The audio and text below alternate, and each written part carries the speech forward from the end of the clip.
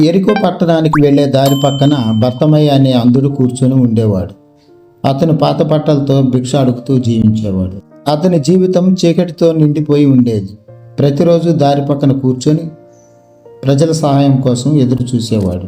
ఒకరోజు అకస్మాత్తుగా పెద్ద గుంపు శబ్దం వినిపించింది. చాలామంది మాట్లాడుకుంటూ ఆ దారిలో వెళుతున్నారు.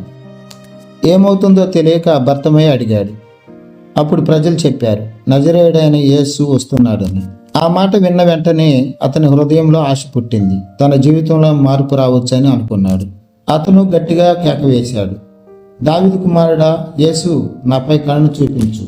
చుట్టూ ఉన్న ప్రజలు అతన్ని మందలించారు. నిశ్శబ్దంగా ఉండు అని అతన్ని ఆపాలని ప్రయత్నించారు. కానీ బర్తమయ్య ఆగలేదు. ఇంకా గట్టిగా విశ్వాసంతో యేసుని పిలిచాడు.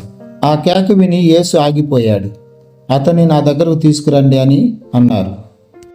బర్తమయ్య వెంటనే తనపై ఉన్న బట్ట వదిలేసి ఆశతో యేసు దగ్గరకు వచ్చాడు. యేసు అడిగాడు, నీవు నన్ను ఏం చేయమంటావు? బర్తమయ్య అన్నాడు, ప్రభువా, నేను చూడగలగాలని కోరుచున్నాను. యేసు చెప్పాడు, నీ విశ్వాసమే నిన్ను స్వస్థపరిచింది. క్షణంలో బర్తమయ్య కళ్ళు తెరుచుకున్నాయి.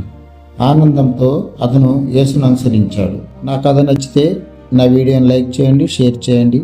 నా ఛానల్ని సబ్స్క్రైబ్ చేస్తూ పక్కనే ఉన్న బెల్ ఐకాన్ నొక్కండి. అందరికీ ధన్యవాదాలు.